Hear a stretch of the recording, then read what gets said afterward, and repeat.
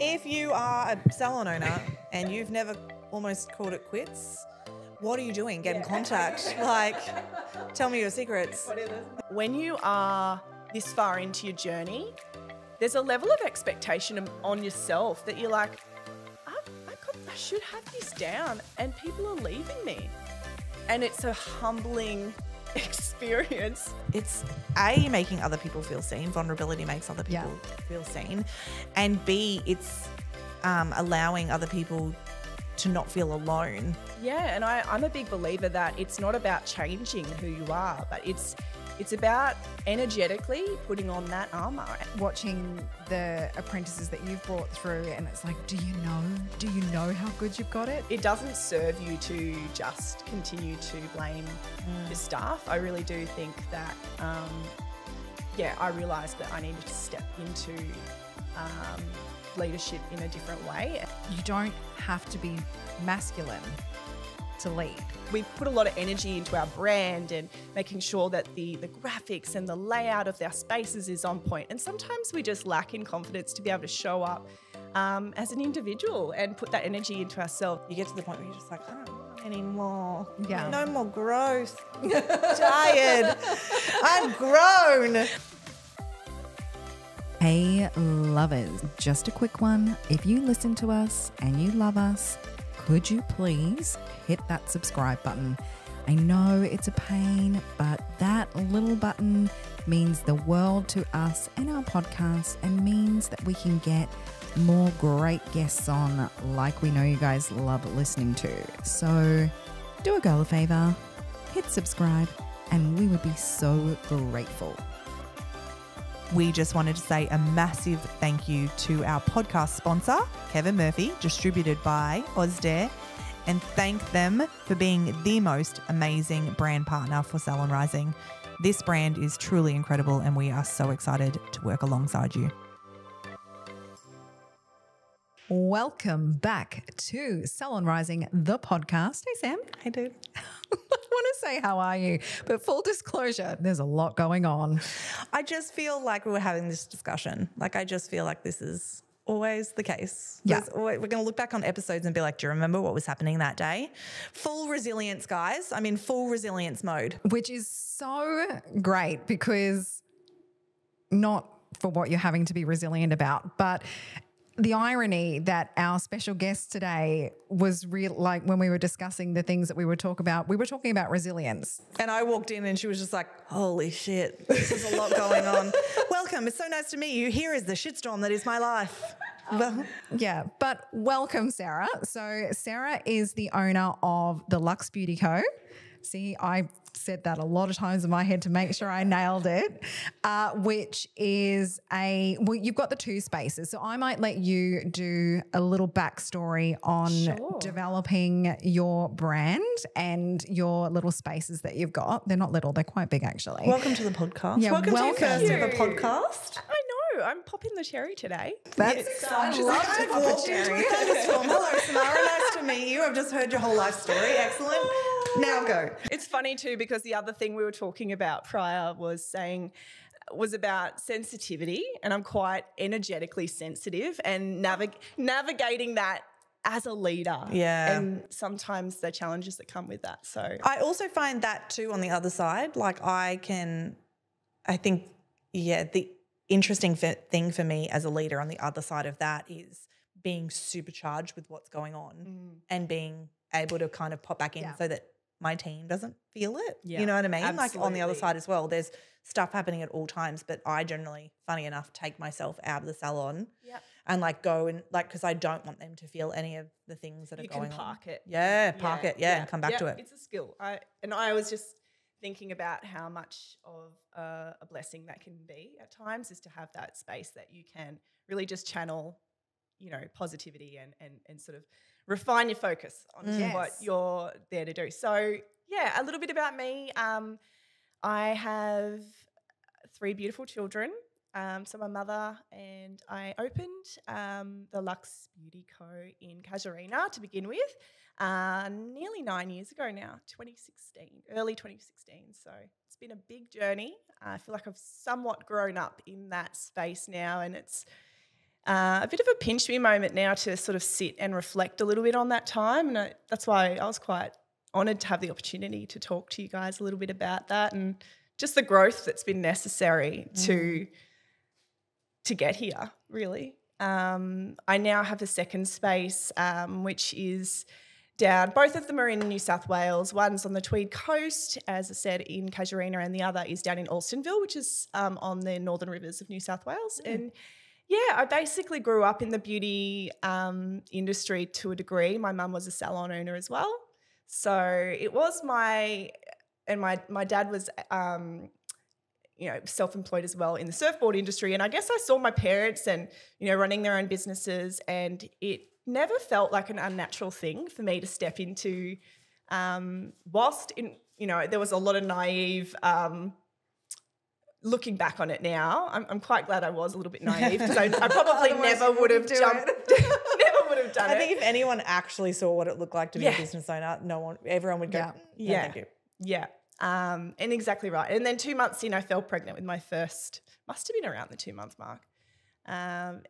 Since then had another 2 more. So I've got the 2 boys, and recently last year had my daughter. So it's been a big, big journey getting through seasons of maternity leaves and coming back and maintaining strong staff throughout that, and then extending to a second space as well. So I've taken a fair bit on for a woman at this point in her life, but I feel really proud of my ability to do so. And I guess, I'm just excited to talk a bit about what sort of it's taken and some of the things that have helped me along the way, because naturally I think I'm someone that probably would have or could have, called it quits a few times, but I was like, I feel like if you are a salon owner and you've never almost called it quits, what are you doing? Get in contact.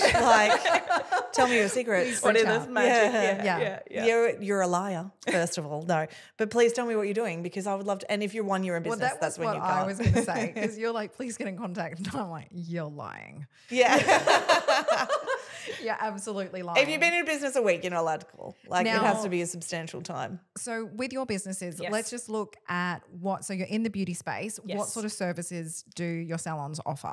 So the spaces specialise in brows, skin, makeup, but pretty well we are a full beauty service. We have most things there, but we definitely specialise in those niche areas.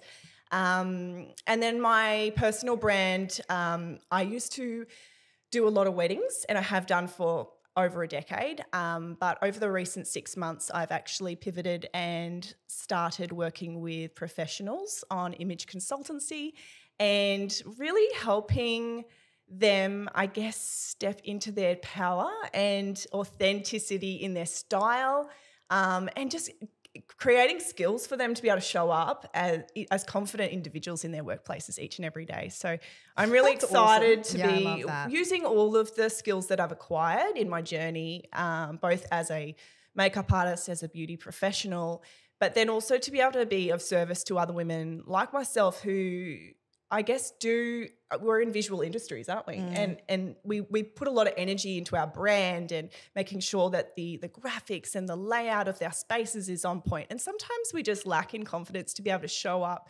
as an individual and put that energy into ourselves. So I feel it's really empowering to work with women who maybe just lack in that, and that, if I can help in any way, that's sort of what I'm aiming to do. I love that. I think it's so crazy when you can someone that doesn't know necessarily how to dress, or, we look at so many women, my sister being one of them, is the most so put together. Yeah. And she just always looks beautiful. And I always look at her and I just think, God, you go into the grocery store and she's still put together. Yeah. But it just makes you feel such a different sense of confidence. Like when I get up and I'm dressed, I'm like, I just have this different persona about me for the day. Whereas when I've got no makeup on, my hair's up in a messy bun, I just feel different. Absolutely. So I think if women don't know how to do that, and you can empower them to feel that through what they wear and how they dress and how they present themselves, it's huge. Yeah, and I'm a big believer that it's not about changing who you are, but it's about energetically putting on that armor, and and it sets you up. And honestly, the difference between the day you stay in your jammies and the day that you make that 5-minute effort, it can be Thank you. It can be huge. So oh, for sure. So you're working in your personal brand. So what sort of role do you have within your spaces then? Like, so I'm pretty well hands-on as far as managing the whole brand. So all the staff within my teams. We've got salon managers in either space, but I'm managing them to manage. Yeah. And I oversee everything, but then I also somehow carve out time to, I guess, work on my own little side dishes as well. oh, I love that. Yeah, it's Sounds always like been me. important to Yeah, me. Let's I think get to two have a little, businesses and then let's get another let's just business throw and let's another- have 3 kids and like I'm like, yep, I can relate to all of this. Yes, Yeah. very much so. Yeah. Yeah. Except it was like a reverse with the children. It's like the 2 boys first and then Yeah. the girl. Oh, yeah, The 2 yeah, girls I did first the and then boy. the boy. Yeah. So this was what I was wondering though. So all your staff are employed, yes? Yes, So correct. how big is your team altogether, collectively? So at the moment we have around 8 or 9, So they're small teams. Yeah, but nice. Yeah. But I know we spoke a little bit about, and as you said, you're quite energetically sensitive. Yeah. So and we're talking about stepping into our power. It's a conversation that I think is so interesting and we talk about this a lot with heart-led leadership. You don't have to be masculine to lead. And this is what we were talking about, yeah? So how have you gone in your journey with that, sort of finding your leader without losing your authentic voice, losing your authentic self? Yeah, absolutely. And I think, a lot of us go into these service-based industries because essentially we love to nurture and, give to others. And I think there can be a tendency to, I guess, get burnt out in the process of that if we don't learn how to, I guess, step into some level of boundary setting and all the things. For me, I think, spot on. I've definitely had to refine my leadership, and it's a forever thing.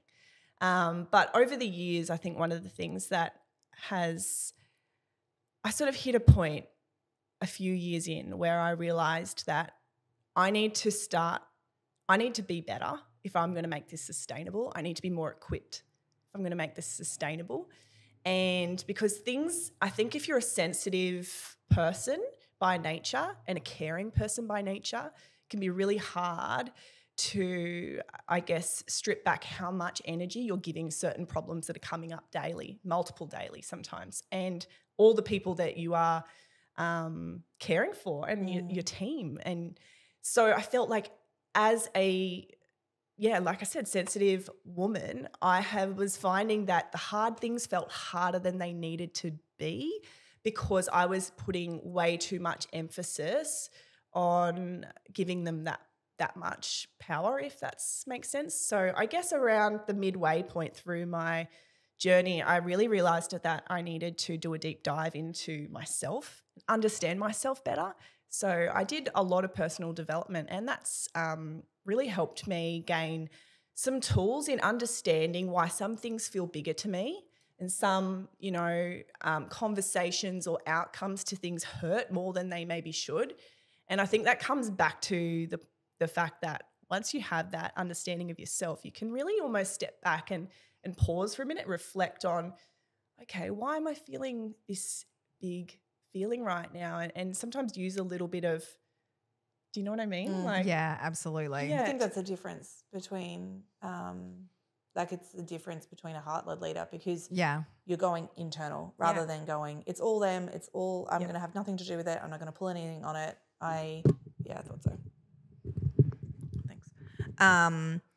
I'm not going to have anything to do with this. I'm going to put it all on them. It's all their fault. I'm not going to, the difference between, other leaders or other owners, bosses, whatever, and us is the fact that I'm the same way. I always go internal first. You're reflective. Always. Yeah. Sometimes to my detriment because I'm like. But still that really, sensitive, affected. Yes. That's what I mean. Sometimes to my detriment because I blame it all on myself. But I think when we can have that perspective, it really does change things. And I think it it allows us to lead people in such a different light. Oh, absolutely. Because let's just backtrack for 2 seconds. So you've decided to go into business. Yeah. So were you just working for someone else before that? No, I had worked for, other employers, and then I moved to a new area. I saw a hole in the market that wasn't at the time being met, and I just thought they need a space that is going to offer women results-driven treatments and really designed for the busy woman, because at the time there were day spas around, but there really wasn't anywhere doing the essentials really well. And also that, like I said, had a focus around creating an express menu so that people, mums, busy women could go in, get what they need, feel amazing, have a touch of luxury and get on with their day. I felt like that was at the time a real niche that hadn't really been done. And it went really well. It's been a gradual build. But yeah, it was something that aligned with what I felt I would be looking for. And so it was found out you were pregnant with your first child. Yes. After opening, You've opened a business and then you found out you're pregnant with your first child. Yeah. So were you like, okay, now I've got to find a team? Yeah. So I already had, I started with team. You started with a team. I started with 2 other staff members. And again, probably with that level of naivety of what motherhood looked like, thought that would all carry me through. I worked really hard that first year building that reputation in the area and, put a lot of trust in the therapists that were there at the time and learned a lot of hard lessons pretty early on actually around that. And, it's all been integral. It's all been stuff that, whilst hard, needed to happen. A little bit of a brutal wake up to me and probably just a little bit of a eye opener into how necessary it is to have transparency from the get go with your therapists on what you're needing and what's expected of them. And so definitely have had many lessons as we've gone along. But in that time, like I said, I've also had the ability to reflect and look at my part in that, and it doesn't serve you to just continue to blame your staff. I really do think that I realised that I needed to step into leadership in a different way, and I took responsibility for that, and I've done that. So whilst that doesn't necessarily mean that everything that comes my way now feels easy, I have different pillars of strength that I can draw from if something happens, and I'll still feel it. I'll still get emotional. I'll often have a cry, but I know those things that anchor me in my truth and I can continue on. And I think that's what's built that resiliency, is just, having that unwavering sense of self and my values and What would you say your values are? Well, for me, first and foremost, of course, my family. They're my focus, they're my main top value. But I also have, I guess there's everyone, we have a tiered sort of priority listing of the things that matter. And I also have a really strong sense of ethics around how I like to treat others and things like that I draw from. But the other part as well is my sense of self and my understanding of myself has been just also my vision. I think I can often find peace if I'm dealt with a situation and I look at my vision for the future and I know what I need to do to get there. So I think that's also been a helpful one to always have a clear vision. And when you hit a roadblock, it's okay, well, is this something that I need to get over to continue to move towards my vision, or is this actually redirecting me because I've stepped away from where I needed to go? Yeah. Yeah, absolutely. Oh, I like that. And does it align with my best self that I'm wanting to be, or does it align with the future that I want the Luxe Beauty Co to have? And I think they're those things, like I said, that I can kind of draw from when I'm in hard times. It was actually funny because only a week or 2 ago when I got asked to come onto this, which I'm so honoured to be here, I then had one of the roughest fortnights like professionally that I've had probably. I feel like the universe does that to you. I'm And sorry. Anyone that's coming on here is like, shit, I don't know I'm going to get the biggest imposter syndrome come in, and I just thought, I don't know, who am I to come up and talk when I am struggling right now? Oh, mate. See, but that's so good. That's me. The magic all is the in time. the vulnerability. I'm always like, I have had this every program we've launched. Yeah. Every talk I do, every time. And everyone's like, you nailed that. And I was like, okay, thank God. Because pre this, I was like, who am I to do this? Who am I? But really, it's just sharing. It's A, making other people feel seen. Vulnerability makes other people feel seen. And B, it's allowing other people to not feel alone and to understand that these things happen regardless of who you are. Like for me, I always wanted, like, you know, I'm quite open and honest about as much as I possibly can be. But even with what I've gone through with the last 12 months, I think the showing the face and the vulnerability in that means that other people are going to be like, okay, she hasn't got all her shit together all the time, and it is rough, and there is stuff happening, and there's moving parts, and you can't control any of that, but you can control how you respond to all of that. Exactly. And you can you can control who you turn up as and how you keep moving through it. And I think the thing is, it never stops. No. You own a business, the stuff is always going to keep coming, and I think that's when it's so easy for us to be like, can't do it anymore, don't want to do it, burn it down, because we get to those points where it's just like again. But I think, like, I'm like you, regardless of whether you had the business or not, more would keep ticking over, because you can't, like, first salon, second salon, now you've got this third thing that's happening, and 3 children. You and I are the type of people that are like, we cannot stop. So, like, there's no point of trying to be like, I have to pause this because I've got to focus on this area, because we would just build something else anyway. Yeah.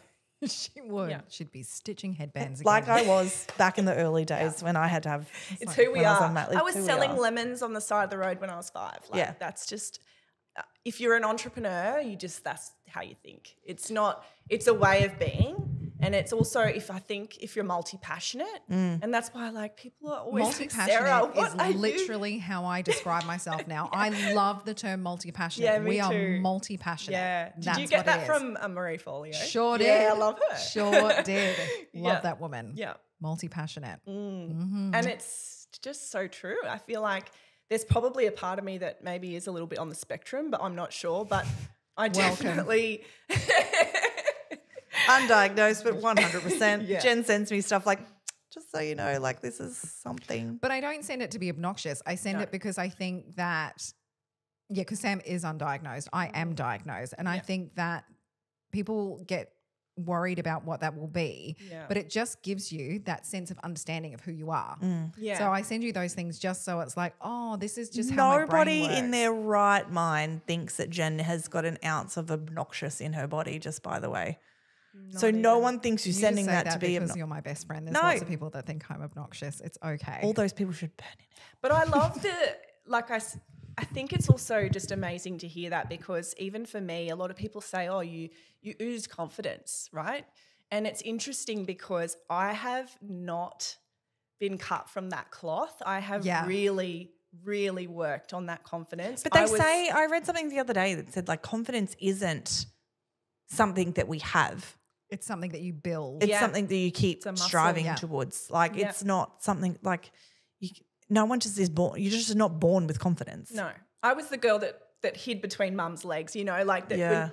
And, you know, she put me into dance and drama to help with that. And I think I've just developed a very I'm able to push through levels of discomfort that I feel in my body. I have high functioning anxiety. So I feel a lot. I burn a lot all the time. So even though I can process. We were separated at birth. Yeah. So if high functioning, basically the same person. Nobody would necessarily know it. And it's interesting. We went and did the most incredible program on Friday with Osdare. Oh, yeah. And it was interesting in that because when I showed up, you know, I was full confidence, armor on, like ready to go, was in doing what I loved, and I was so confident and I was just chatting.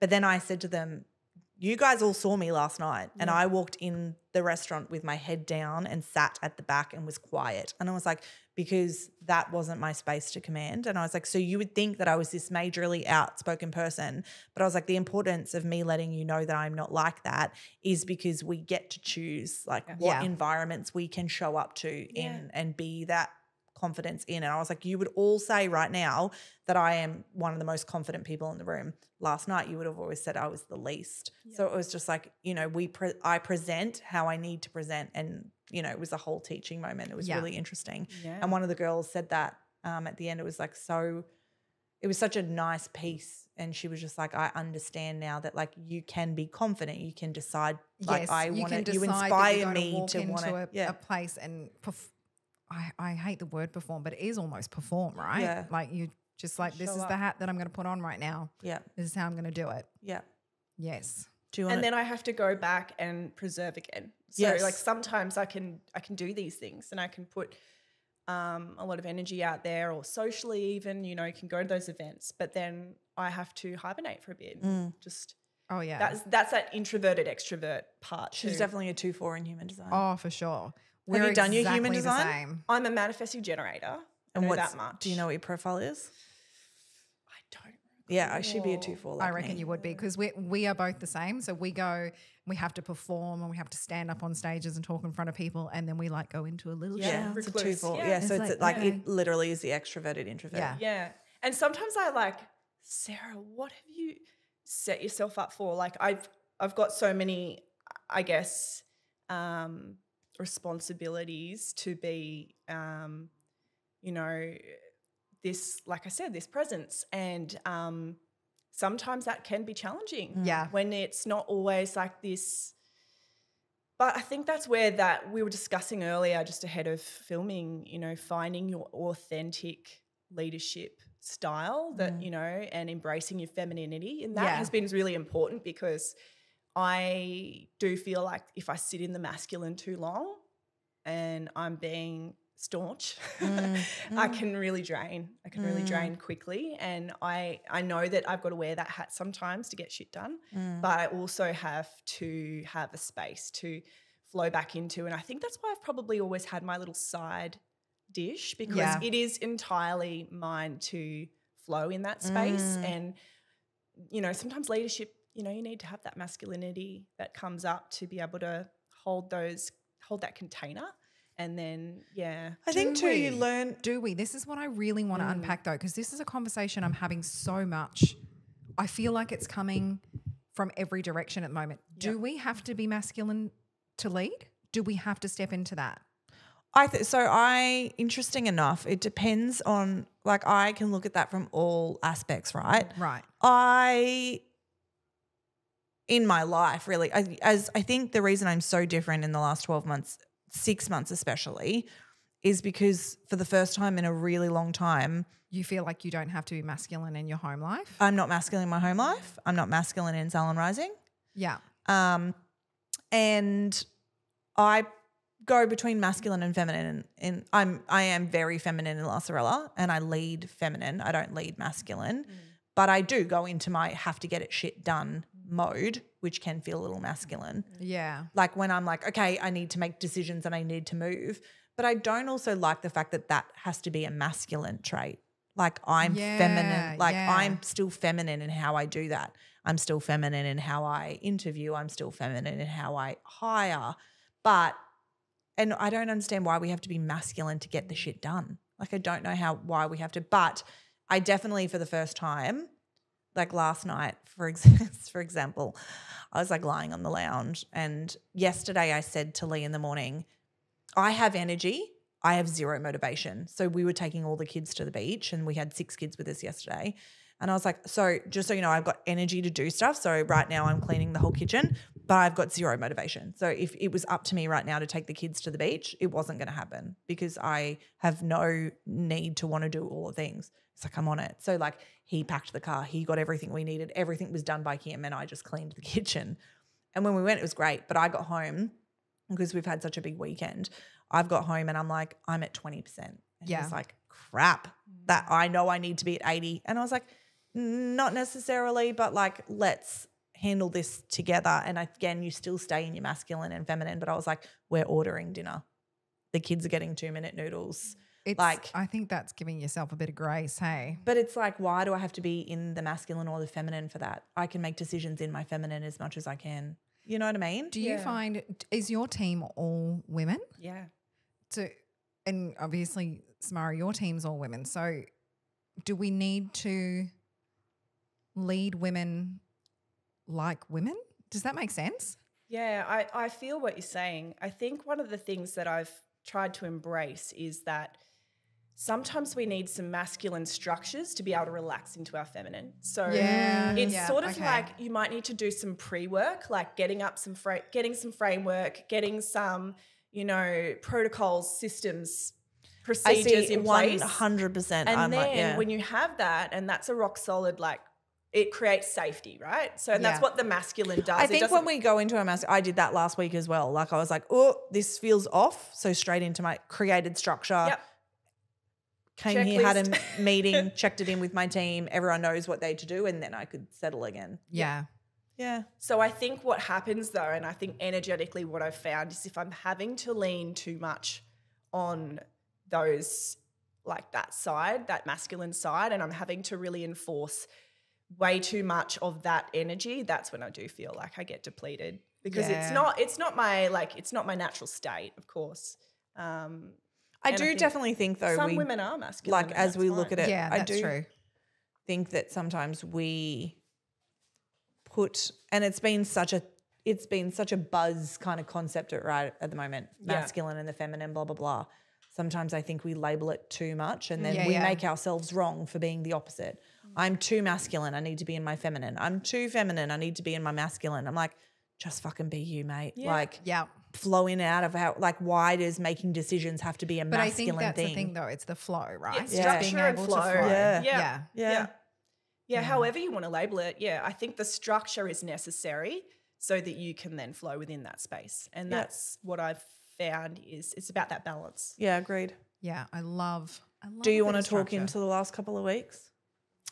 So I guess like without diving into the specifics, and it's more just I think when you are this far into your journey, there's a level of expectation on yourself that you're like, I should have this down and people are leaving me. And it's a humbling experience to lose staff that you've poured a lot of energy into when you're just like, wow, I know I'm doing a pretty damn good job here of providing a beautiful space, of providing amazing opportunities for growth, paying well, but yet, it's a tough pill. I think also like, we all go through this, right? Anyone that has staff. And I think that's where it's finding the other balance of, while you and I have done so much self-work, we've got to find the other balance of being like, it can't just be all about us either. Like you have to go, and I have to get my checks. I have to ring Jen and be like, have I done something wrong? Should I have done something different? Like, because I need the reassurance that you're doing the right thing, babe. But also people just ready to go on their own journey as well. And as fucking hard as that is, we always know that behind that is the next level of growth. But you get to a point when you've been in business, I've been in business 16 years, you get to the point where you're just like, I don't want any more. Yeah. No more growth. I'm tired. I'm grown. I've evolved enough. Yeah. Let me be. Flower is in bloom. There's no more petals to open. Do not let me grow anymore. Yeah. But I think that, I think we can go to the other side of that and really get really blamey on ourselves too, because the other thing is as we start to step back and find different pathways in where we're going, other people are going to want to do the same. Yeah. And it's really tough because it is really hard. And especially in our industry, it's not just like somebody, you work in, I don't know, whatever it is, like you work in. Like you're an administrator and you go work and in you another go to office. work in another office. It's like with that, so many people leave us and then we've got to watch that and it's like hideous and it's like, how do we take it and how do we be okay with it and how do we move forward and how do we not let it have this effect that we're not enough and doing enough and being enough? It always comes down to we don't feel like enough. Yeah. And I read a book lately and I've been reading a book and it says like everything comes down to not feeling enough. Yeah. You know, everything, every single fear that we generally have comes down to like not feeling enough. Yeah. And it was like this eye opener because I was like, that probably makes sense, you know, like. So what do they suggest we do about not feeling fucking enough? know. Are you that still far into the reading. book I'm still yet? reading. I'm in the beginning stages of this book. Okay. I'll let you know in the next podcast. Okay. Well, like when I think back to my beginning and my big why, I remember it really being about, I think there was a sense of wanting to create a community that I belonged to and a place that I could work where I'd be with like-minded women, we'd uplift each other, and there'd be just this family at work. And whilst that can happen, and it does happen, I also acknowledged there was probably an unhealthy attachment to what I was expecting from team at times. And I've really done a lot of work on like that being enough, and also just realizing that, you know, I belong to myself and I don't have to, I think it's probably healthy at times to acknowledge your part and expectation in team and making sure that stays like.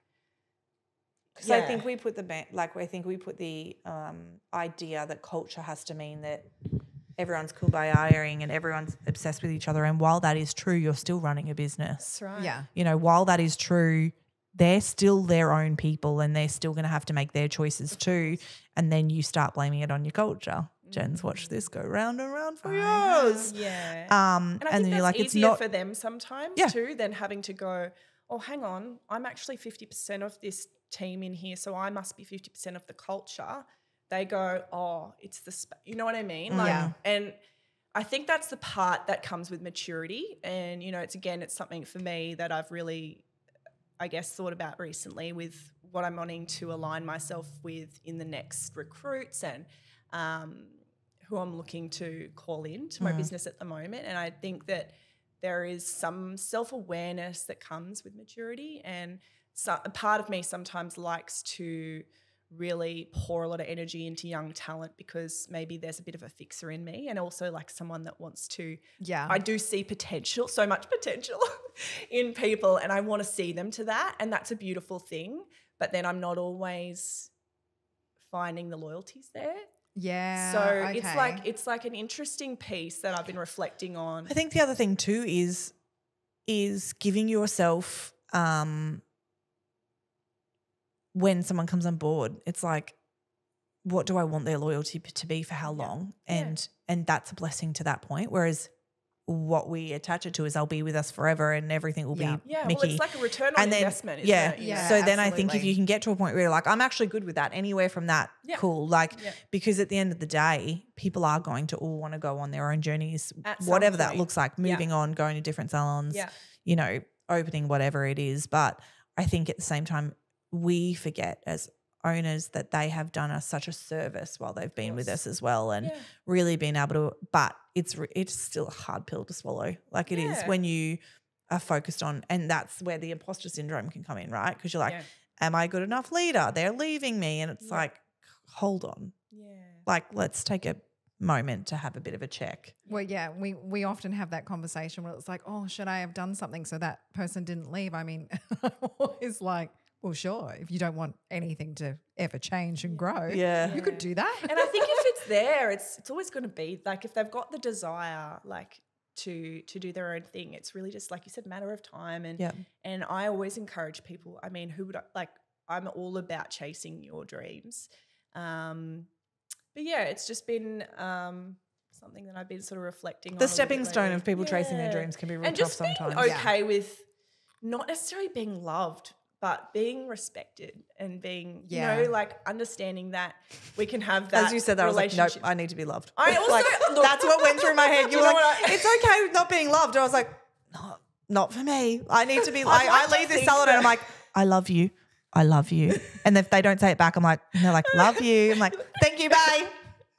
Like it's hard as a leader. It's a heart-led leader. Like I lead with my heart. Like, and I do generally love the shit out of all of them, and also everyone that's ever worked for me. Yeah, me too. And obviously it changes when they leave and stuff. I still love them. Everyone that's left with me, I still love deeply. I had a deep connection with them.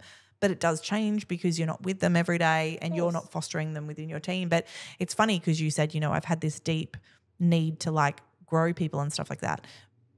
So, and one of my main purposes is to, build humans and be able to grow them and, both in like professional and personal. So, of course, they're going to eventually move on. Well, it's like parenting, right? Like literally the purpose of the job of being a parent is to no longer be needed. Yeah. Like that is, if you don't succeed at that, you haven't done the job properly. Yeah. And I think that's the same, like when we go into this with this idea of like growth and legacy and creating this future, that future means that those people are going to leave because that's the growth part. I don't like it. I have a hard time with it, but I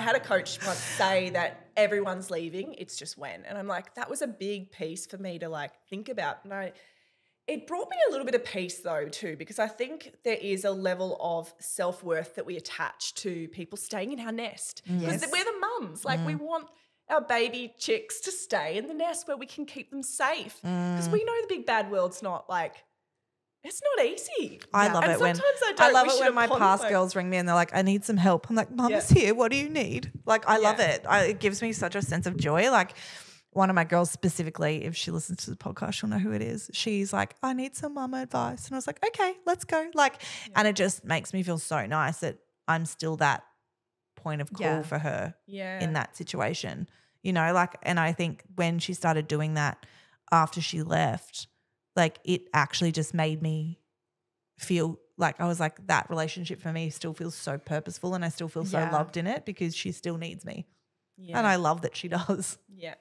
Yeah, no, I resonate with that. And I think I've got really good contact with a lot of my ex-Luxe therapists and, to be able to like see them on their journey but also maintain that friendship. It's been really beautiful, and it's also really nice even hearing some of them come back to me maybe a year or two later and go, oh, I always think back to the days at the Luxe Beauty Co. And, just talking about how maybe they didn't necessarily always, especially if it was their first job, you don't always know it at the time. Yeah, how good it is. But once you start to gain experience and reference points, you can reflect and you can go, what a great time that was, and what a great experience and what a great place. Like, and that feels good.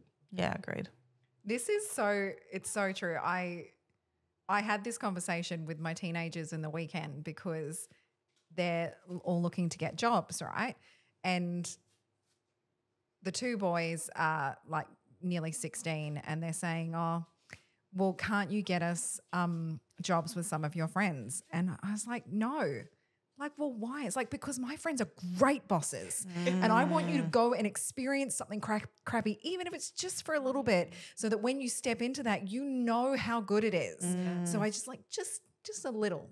Just go and get a little bit of rubbish experience. Just a little bit of abuse and then we'll know that and then we'll just pull you out and stick you in with the good ones and you'll be great. And you'll appreciate it. Because it is that whole, I often think that, especially watching the apprentices that you've brought through, and it's like, do you know how good you've got it? Do you know that it's not like this everywhere? And it's that whole, So I think if you're aiming to provide that for the people that you're training and nurturing, I think it's pretty special. Yeah. Great. Yeah. And I think having those, I know personally, a few tougher experiences in the workforce really were like the catalyst for me. Yeah. I wanted to be the boss that, they could talk to, or that created that space that felt like a positive and uplifting environment. And I think at times that can be why it hurts a little bit more. Yes. Because you've put, like you said, those heart-centered, so it's it is. about And managing because you've seen the way that things can be, and when you've experienced a toxic environment, you put so much heart into providing something that's not that. The thing in the other side too is you go, I just need a little rest for a little while. Can everything just stay? Can you give me 3 months of just nothing moving, nothing changing? That to my husband.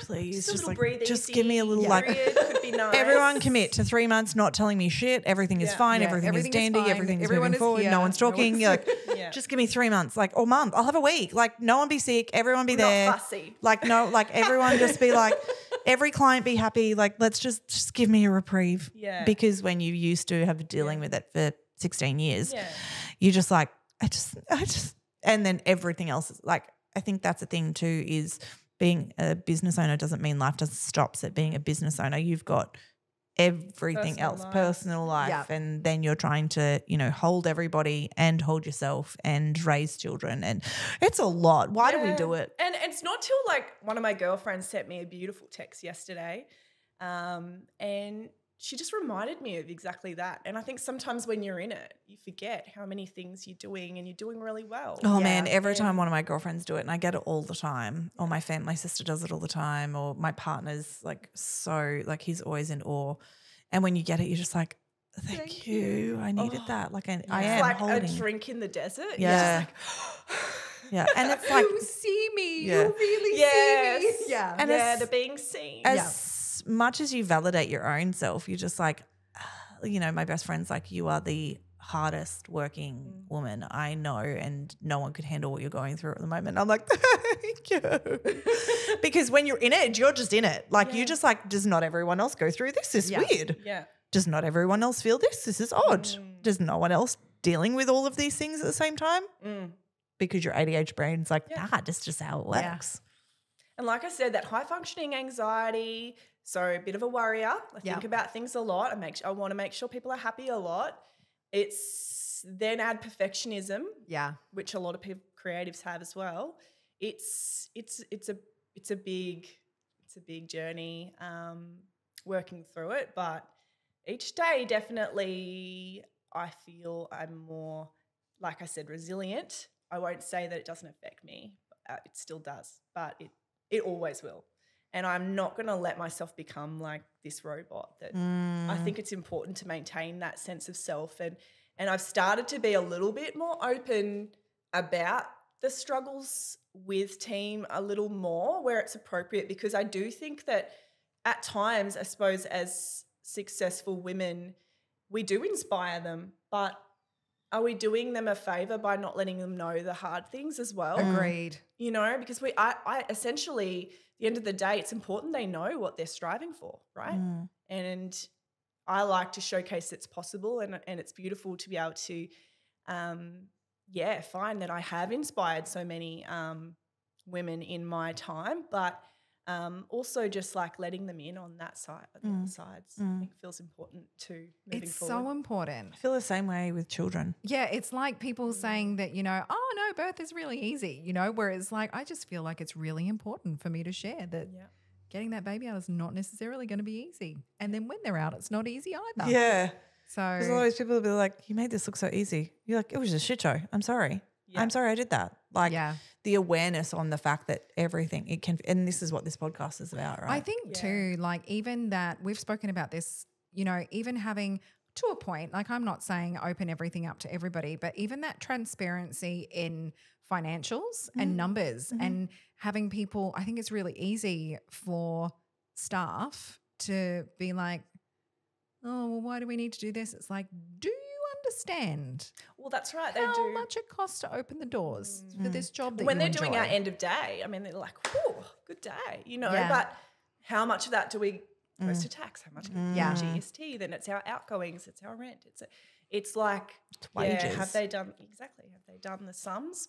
Potentially not. But I feel like that transparency is important as well in leadership. Agreed.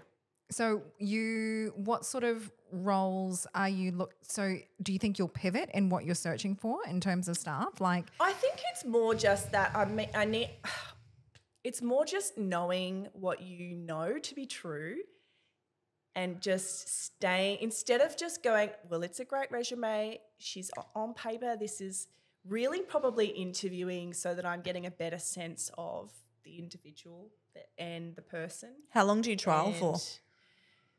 Well, probational period is 6 months. Do you trial? But we usually have a trial. For how long? Well. I think it's usually only a day. Yeah, okay. No, day's still good. Yeah. I like a day or two, sometimes 3 now, because I want my team to get an idea on who they are. And I think that sometimes it's not until like day 2 or 3 that you're like, some things can come through. Don't know if this is right. Yeah. Yeah. Yeah. And see how they mesh with everybody. So when did you decide that you were going to expand and get a second space? Like, what was the driving force for that? So this was, and I think it's nice to preface that because it's probably, it was a lot more of an organic step for me because this second business was the business that was already in my family. I bought this off my mum so that she could retire. Yeah. Okay. So I had a relationship with the staff. Yeah. I knew, like, I had worked there myself back in the day for years and years, and it was in a way, it was taking on an established business. Yeah. Yeah. I rebranded, we've brought whole new life, and it's gone into a new era, and that's a beautiful thing. But I think a lot of people do start from scratch, and I could see that would be incredibly hard. I have only just finished paying off the purchase of it a year later, but it came with a certainty. You know, it came with I knew that it had flow. I knew that it was paying its way. It was a sure thing. And I think that's definitely important when people go, she had a baby and opened a second business in the same year.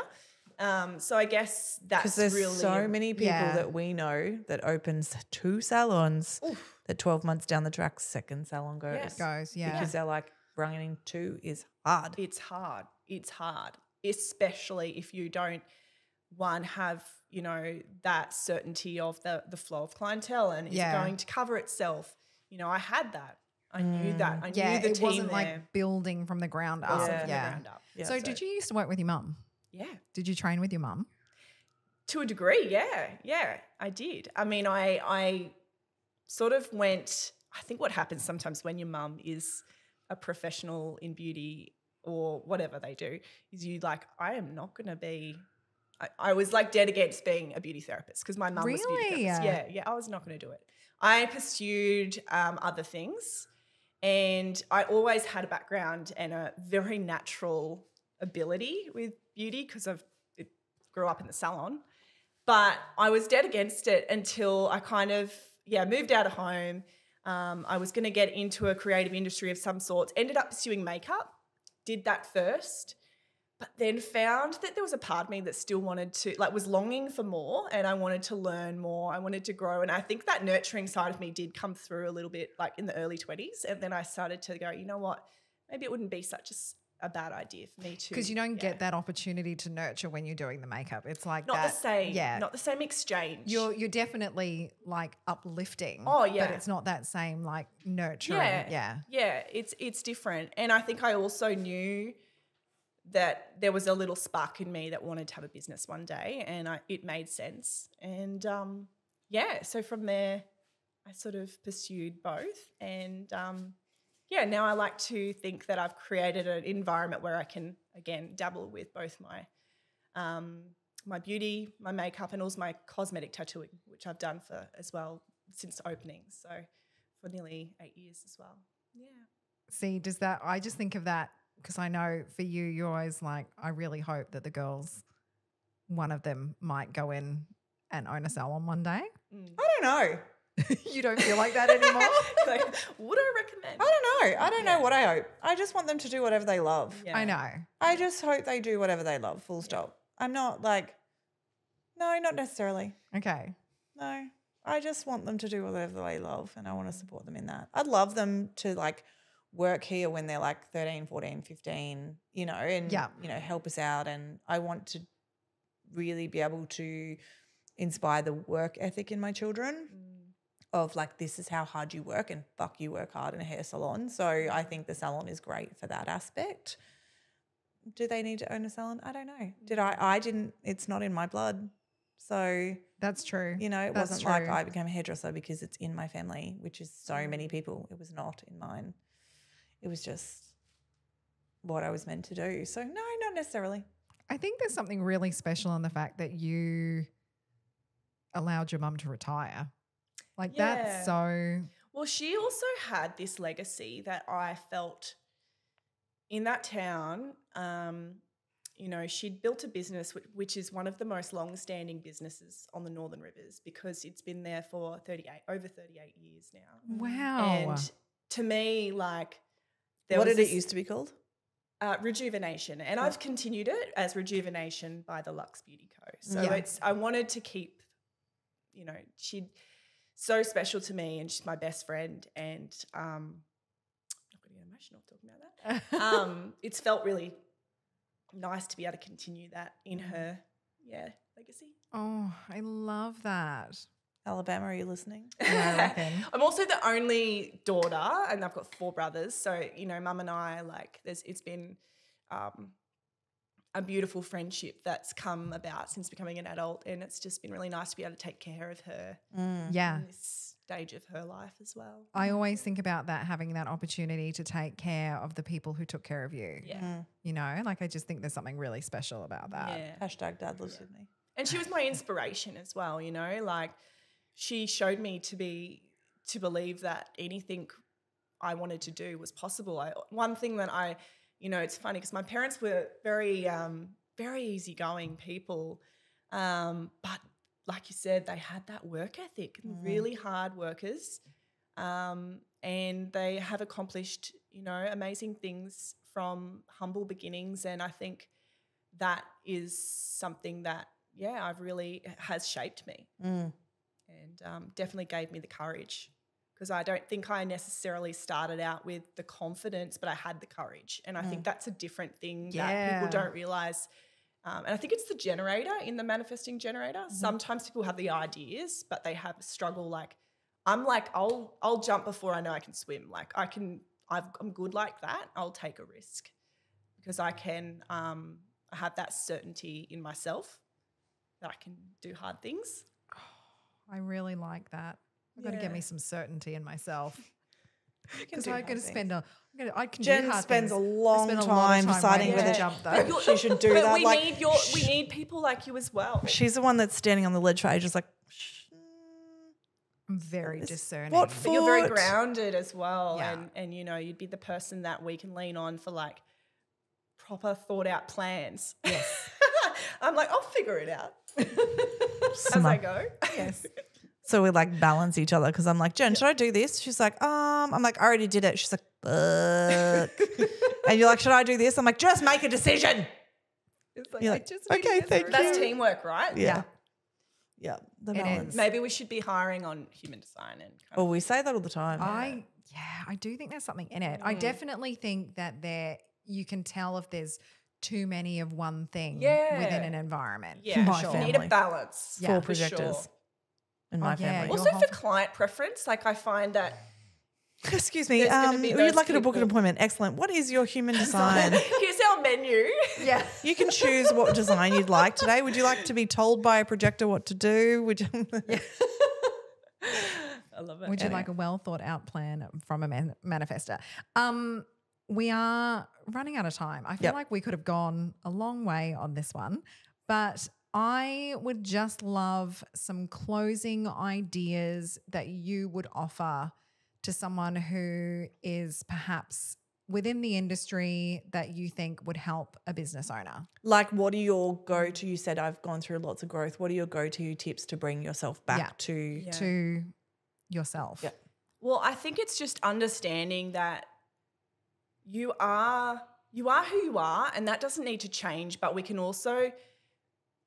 build those muscles that we talked about and you can get better and you can get more resilient and you can get stronger in your sense of self, but you do need to invest. And I think coaches are so necessary, have been so necessary to me. I mean, I think I might have started out initially with a psychologist. Then I worked with a personal development coach. And then when I felt like I had that sense of certainty building within me and understood myself a bit better and the things that, you know, were going to come easy to me, things that maybe were going to be harder to me and why, I then started working with business coaches. And I think it's really like investing in yourself and knowing you are so worthy. Because I think when we're in business, sometimes we're investing in others all the time. We forget, like, we are the one thing in this business that is forever Yeah. and indisposable, and other people can come and go. But if we're solid in ourselves and who we are as a brand and what we offer, and knowing what you bring to the world is so important to always like having that sense of certainty. I love that. Oh, I love that. That is great sage advice to finish on today. Invest in yourself. Yes. Yeah. If nothing else, guys, invest in yourself. Oh, look. And your personal appearance matters as well. Yes. And if you need help with 100%. that, everybody in the room can help you. Just didn't get my pistol out then. So, we're so grateful that you took the time out of your day with your little people and your businesses and everything you've got going on to come and hang out with us and share some of your insight, because I do feel like this has been a really insightful chat for the people that listen, and I think that people are going to get a lot out of it. So thank you so much, Sarah. It's been a pleasure. It was so lovely to meet you. It's been lovely to connect. I know. I was like, we are the same person. We need to go for a margarita. 100%. We do. We're actually local. Where are you? Oh, you're. Oh my God, we're going. Bye. And everybody's leaving for a margarita. Yeah. Thanks so much, guys. Bye, guys. See you. Thank you.